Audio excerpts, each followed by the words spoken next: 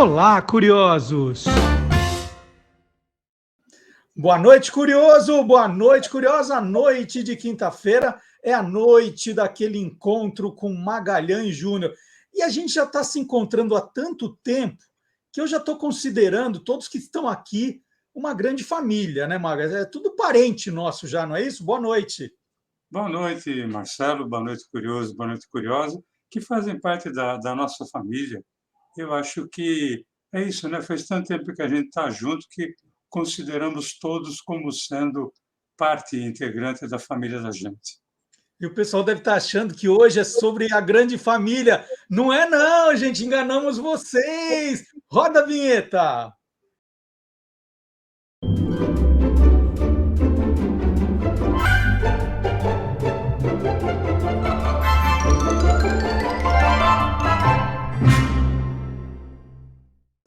Bom, não é sobre a grande família, mas é quase, né? Porque a televisão brasileira já possui aí vários exemplos em que o talento artístico familiar é passado de uma geração para outra, né? Então é uma grande família, é uma família de verdade, não é a família da ficção. E o Magalhães Júnior escolheu uma dessas famílias para simbolizar, então, essas famílias da televisão, não é isso, Maga? Marcelo, eu escolhi uma família, eu podia, existem várias. Eu, por exemplo, trabalho com uma, né?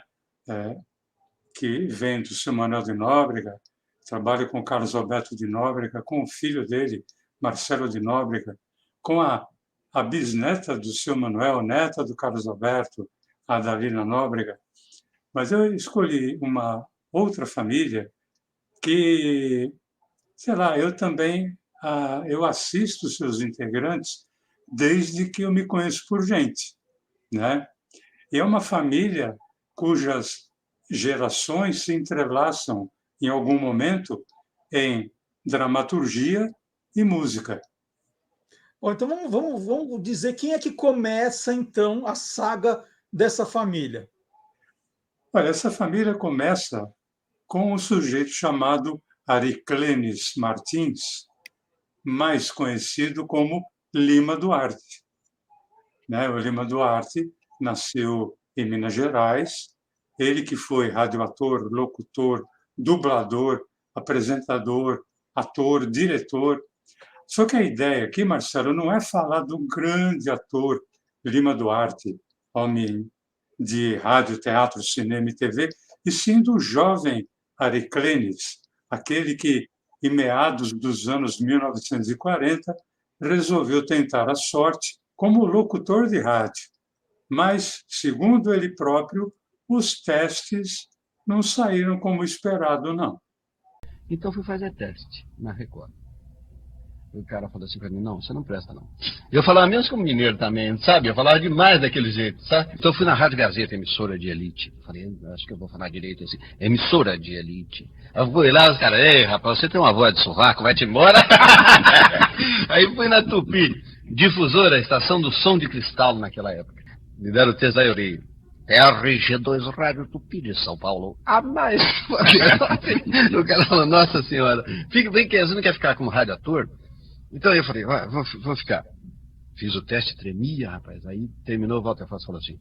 Falei, como é que foi, seu Walter? Foi bem? Eles, os meus testes duram no mínimo 3 meses. Falei, nossa senhora, ficar 3 meses aqui nesse sofrimento. E ele foi aprovado como radiator, Maga? O pior é que não, Marcelo. Ele foi reprovado.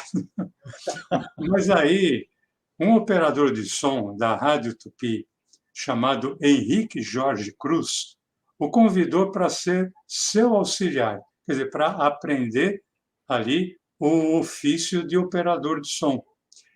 E o jovem Ariclenes não só se tornou um grande operador de som, como também passou a ser sonoplasta de radionovelas. Até que um dia faltou um ator e ele teve a sua chance como radiator. E olha, ele foi um operador de som tão bom que em 1959, na época em que ele já tinha se tornado o ator Lima Duarte, ele chegou a ter seu programa de rádio, na Rádio Tupi, como disc jockey, como se falava na época, né? Esse programa se chamava PRF Música. Olha só. Bom, a gente conhece bem o Lima Duarte como ator. Agora você está falando de um outro lado, né? Eu não conhecia, né? Do sonoplasta, operador de som. Que mais curiosidade tem aí nessa carreira do Lima Duarte, hein? Bom, uma delas nós já falamos aqui, né, Marcelo, que o Lima foi dublador, um grande dublador de vozes caricatas em desenho animado, principalmente. Desenhos como Manda-Chuva. Uhum. Ele foi o Dum Dum, que era o cachorro escudeiro da Tartaruga Tuxê, e também o Crocodilo, o Alligator. Tem uma curiosidadezinha rápida que eu também queria falar. De onde surgiu o Lima Duarte, né? É que quando ele ia fazer a sua primeira, não era aparição, né? Seu primeiro trabalho em radionovela, ele ligou para a mãe, porque Ariclenes não era um nome assim muito próprio para artista, né? Ele ligou para a mãe e pediu um conselho para ela. A mãe era artista circense, o nome dela era América, e ela era médium.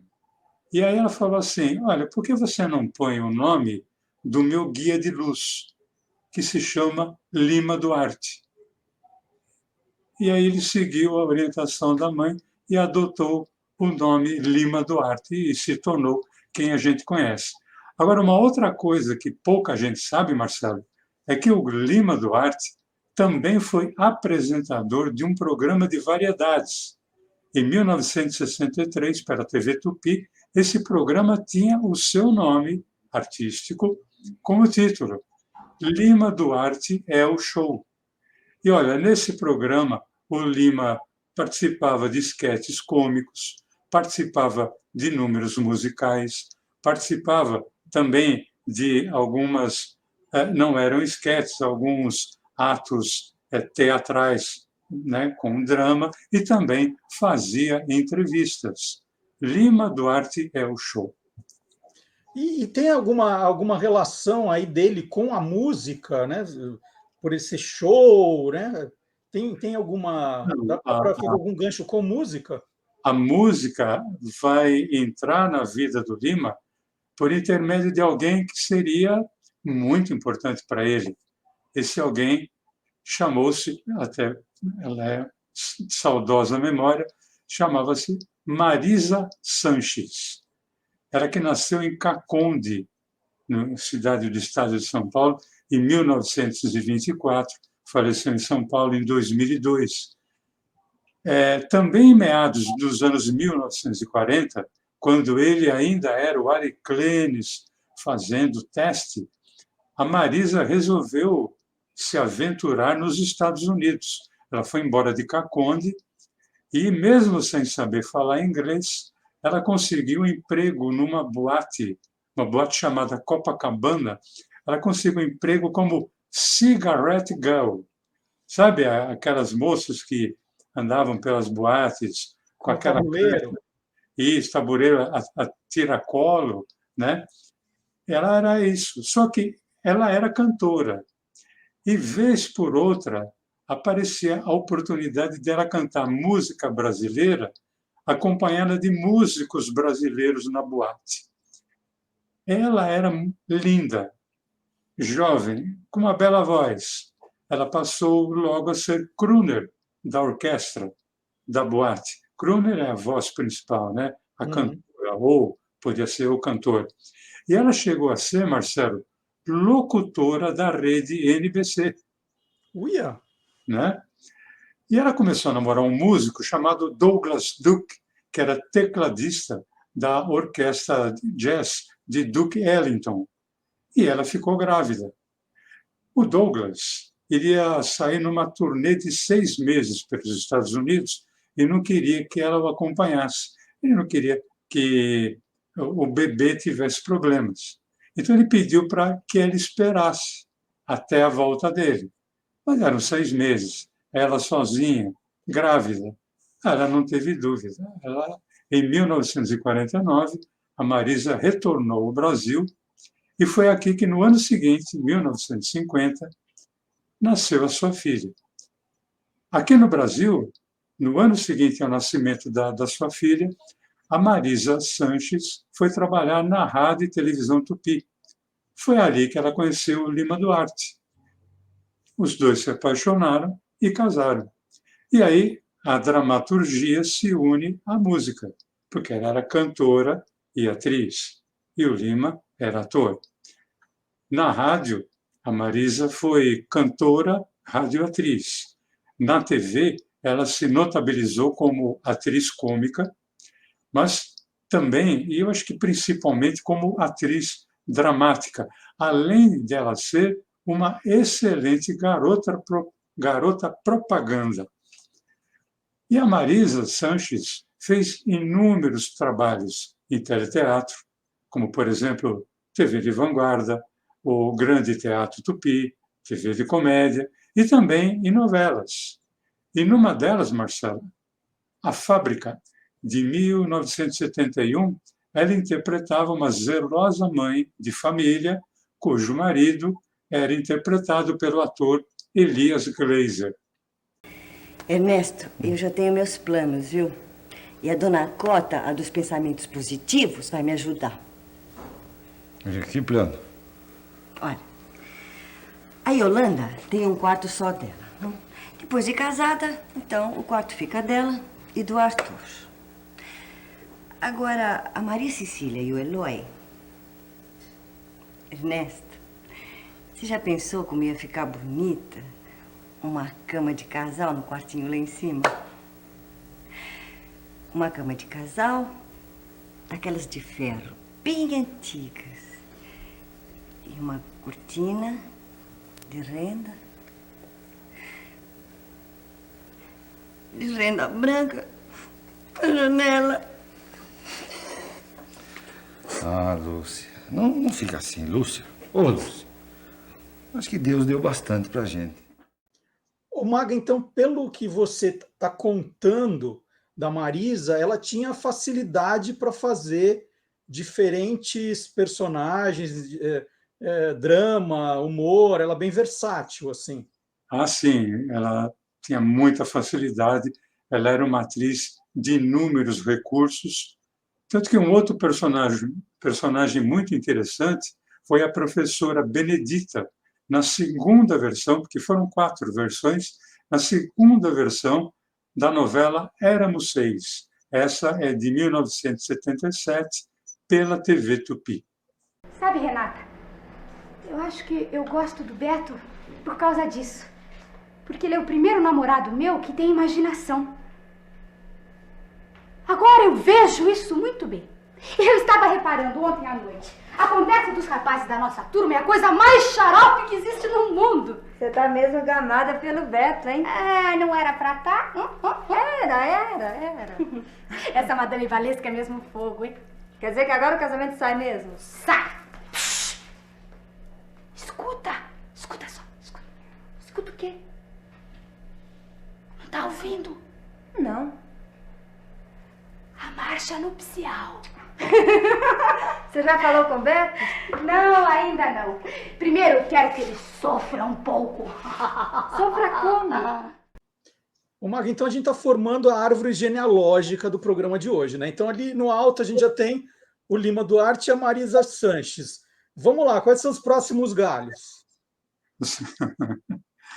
Bom, a família vai continuar com uma atriz muito conhecida da TV brasileira, conhecida e muito querida, a Débora Duarte. A Débora Duarte é a filha que a Marisa Sanches teve assim que voltou ao Brasil. Ela nasceu aqui em São Paulo no dia 2 de janeiro de 1950. E ela foi batizada como Débora Susan Duke. Quem conhece como Débora Duarte fala, onde é que vai entrar o Duarte? Né? Porque o nome dela, nome de batismo, Débora Susan Duke. O pai era americano. Né? Mas a Débora ela começou a frequentar os estúdios de televisão desde bebê. Primeiro porque sua mãe se tornou atriz. Segundo, porque o seu padrasto, Lima Duarte, era ator e diretor de TV. E eles não tinham dinheiro para pagar uma babá, então eles levavam a Débora bebê para a televisão, né? A primeira participação da Débora como atriz mirim foi na novela Os Miseráveis. Lembrando que novela naquele tempo, 1958, que é quando essa novela vai ao ar, era ao vivo e uma vez por semana. No ano seguinte, em 1959, ela participaria do programa Jardim Encantado, do Júlio Gouveia, chegando inclusive a participar da primeira versão de O Sítio do Pica-Pau Amarelo, fazendo o personagem Peter Pan. Olha, A Débora assumiu do padrasto o sobrenome Duarte para assumir o nome artístico de Débora Duarte, né? E a Débora se tornou uma atriz primordialmente de de teatro e de TV. Em TV, ela fez dezenas de novelas. Eu acho que ela está muito perto do número de participações da Ana Rosa.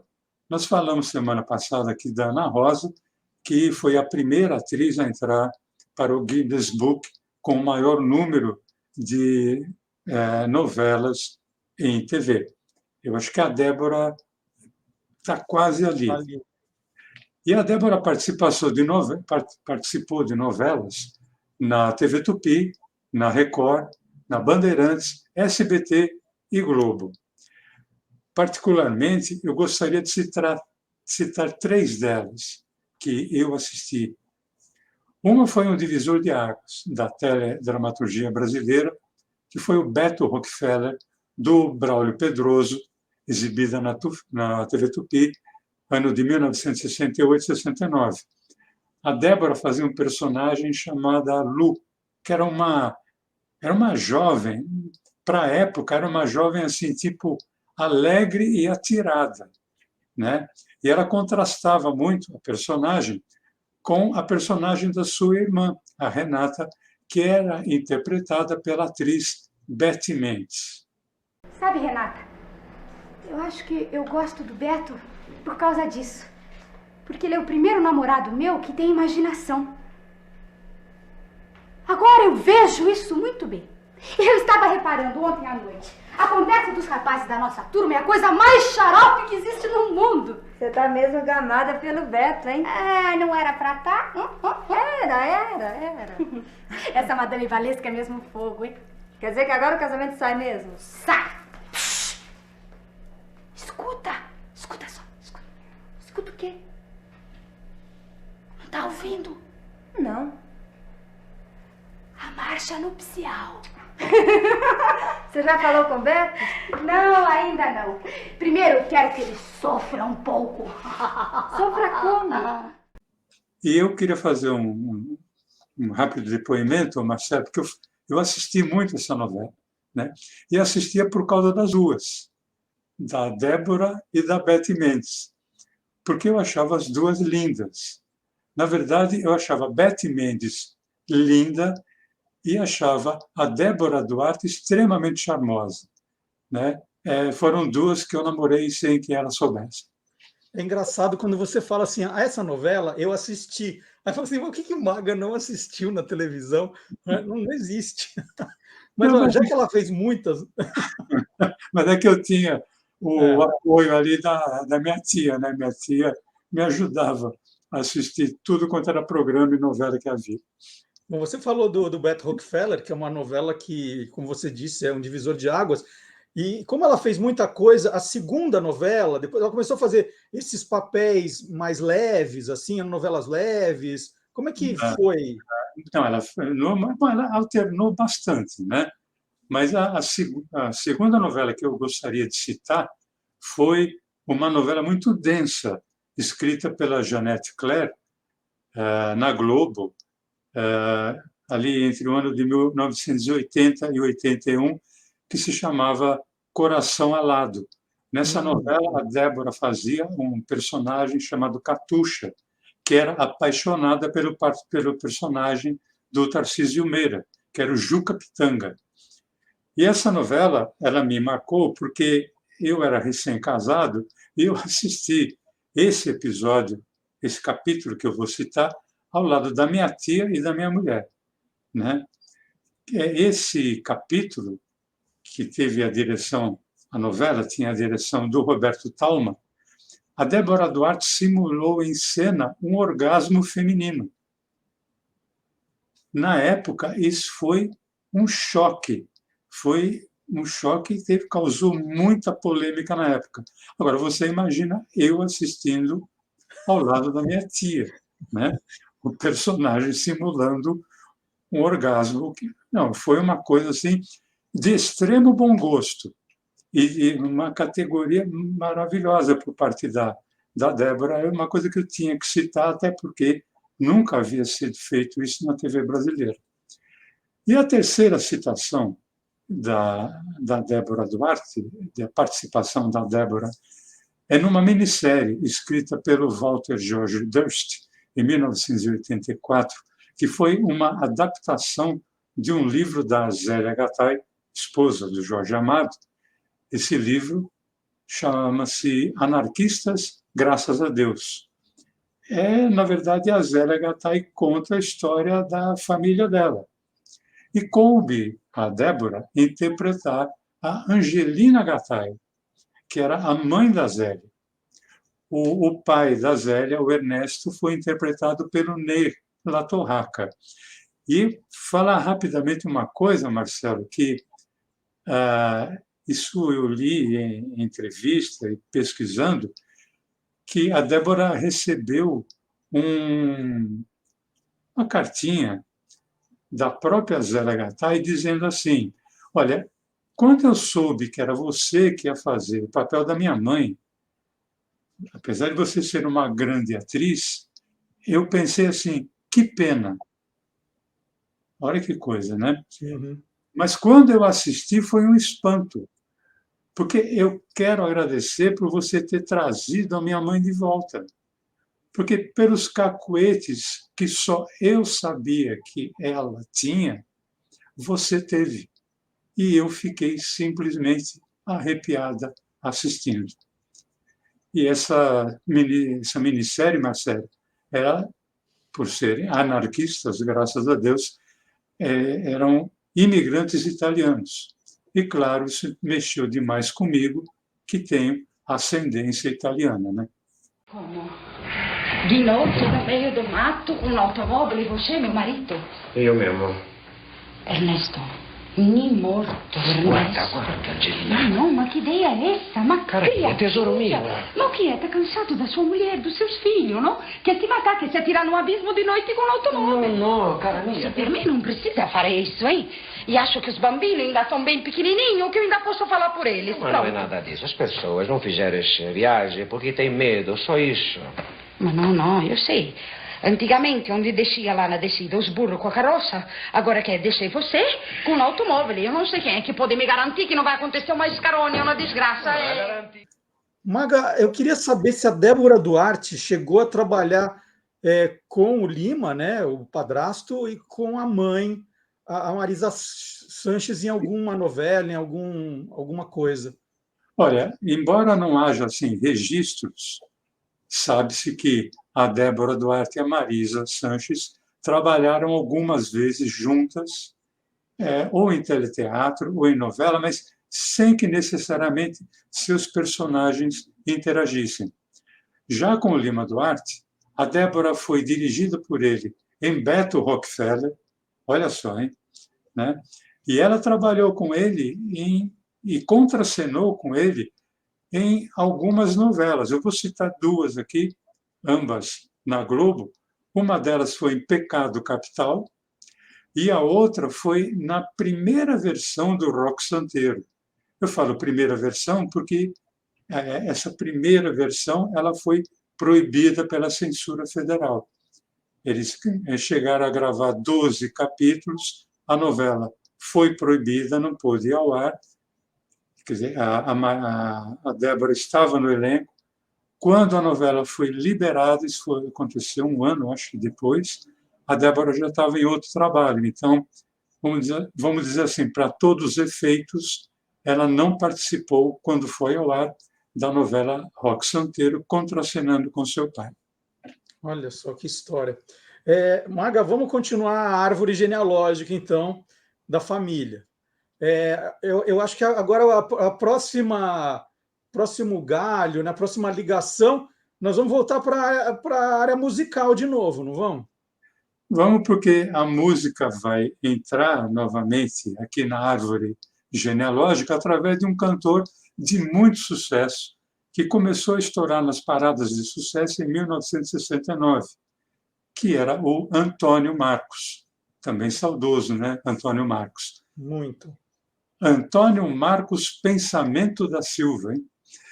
Ele que nasceu em 1945, ele começou a carreira musical, Marcelo, ali na metade dos anos 1960, com um grupo chamado Os Iguais. E sabe quem participava desse grupo?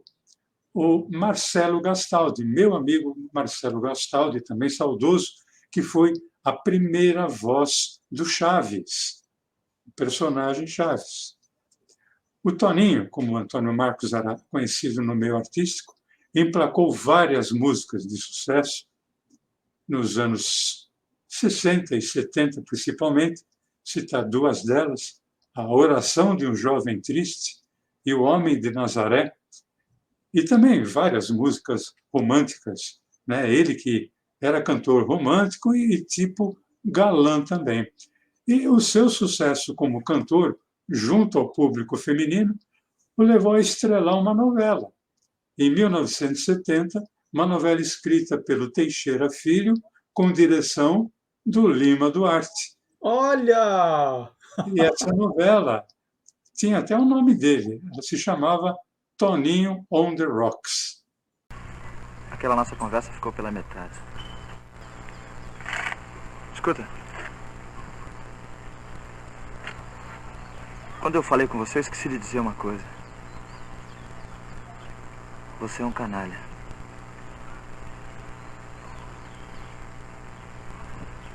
Quando eu entrei na sua casa, velho, eu podia ter nascido de novo.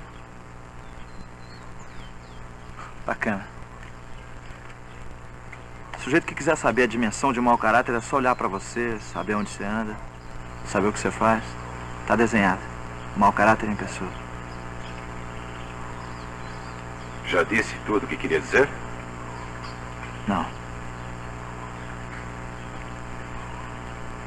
Não disse não. Eu quero saber se você é gente. Se seu sangue esquenta. Legal. Você não me vê como filho, ok? Eu não te vejo como pai. E foi por isso que ele conheceu a Débora? Como é que ele entra para a família? Né? O futuro sogro era o diretor, né? Falou, vamos lá jantar em casa. Como é que foi, Maga? Não, olha, na novela, o Antônio Marcos conheceu a Débora Duarte, com quem fez par romântico, né? Ali na novela, mas não foi ali que a vida copiou a ficção. Anos depois, eles passaram de personagens para um verdadeiro par romântico. E desse relacionamento, Marcelo, eles tiveram um fruto, que foi uma menina. Nasceu, a árvore aumentando, olha a árvore aumentando. A árvore aumentou, quer dizer, mais um galho que nasceu em 1977 e foi batizada com o nome de Paloma Marcos Sanches Silva, que é a Paloma Duarte. Que legal. Essa menina, Paloma Duarte, ela também se transformou em atriz, com passagem pelo cinema, pelo teatro, mas primordialmente em TV, e ela adotou o nome artístico de Paloma Duarte. E um dos primeiros trabalhos da Paloma em televisão foi em 1991, no SBT, numa série que nós já falamos dessa série aqui. Essa série chamava-se O Grande Pai. O roteiro era do Creighton Sarzi. Era uma adaptação de uma série argentina, se não me engano. Eu cheguei, inclusive, a colaborar com algumas cenas em alguns episódios. E nessa série, a Paloma fazia a personagem Ana, que era uma das 3 filhas do Arthur, que era interpretado pelo Flávio Galvão. Ela era a filha do meio. A empregada da casa do Arthur era Maria, que era interpretada pela Débora Duarte. E foram inúmeras as cenas em que a Paloma contracenou com a Débora. E tinha uma ironia muito grande, porque na série a personagem da Paloma não tinha mãe e a personagem da Débora não tinha filho. E teve um episódio que eu fui assistir a gravação e elas brincavam muito em cena, né? A Débora brincava mais, até porque a filha era mais nova, né? Tinha todo o nervosismo de trabalhar na TV e na presença da mãe. E teve uma cena em que a Paloma errou, teve que voltar à cena e a Débora brincou, né? Ela falou: nossa, se tua mãe estivesse aqui, ela não ia gostar de nada disso. E aí teve uma cena que a Débora fez que foi tão maravilhosa que, quando acabou a cena, ela foi aplaudida por toda a equipe técnica. E aí foi a vez da Paloma dizer: se sua filha estivesse aqui, ela iria ficar assim, muito orgulhosa de você. Uau, que lindo! Uma brincadeira de uma com a outra, mas foi muito legal. E foi a única vez que elas contracenaram, Maga? Não, elas contracenaram também numa outra. Essa foi uma série, né? Depois elas contracenaram numa novela de muito sucesso na Globo, criada pelo Benedito Rui Barbosa, chamada Terra Nostra. Nessa novela, elas eram mãe e filha. A Débora era Maria do Socorro e a Paloma era Angélica. Aliás, a Maria do Socorro deveria morrer no meio da novela. Ela ia morrer no parto. Mas a empatia da Socorro com o público foi tão grande que o Benedito Rui Barbosa poupou a Socorro e ela foi até o último capítulo. Mas depois disso, aí a Paloma passou a ser, ela deixou de ser uma adolescente, passou a ser uma jovem atriz, uma atriz assim de maior punch, vamos assim dizer. Ela fez várias outras novelas, por exemplo, Mulheres Apaixonadas, na TV Globo. Atuou também com muito destaque numa novela da TV Record, chamada Poder Paralelo, e numa outra do meu amigo Lauro César Muniz, chamada Máscaras. Tanto Poder Paralelo como Máscaras, na TV Record, ela foi protagonista. Espera. Espera o quê? Pode aparecer alguém. Não vai aparecer ninguém aqui. Claro que pode, a gente está na beira de uma estrada. Não vai aparecer ninguém, eu garanto. Como? Isso aqui é o paraíso. O paraíso também tem cobra. Fala. Você teve participação nisso? Não entendi. Acho que você participou da morte do Otávio Benaro. Você acha que eu participei da morte do Otávio Benaro? Fica tranquila.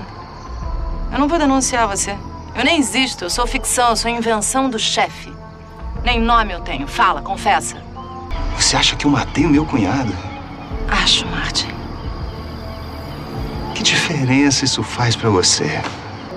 Eu não sei. Eu não sei.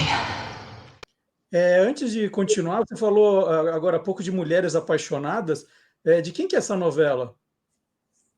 Mulheres Apaixonadas é Manuel Carlos. Manuel Carlos, do ano de 2000 ali, né?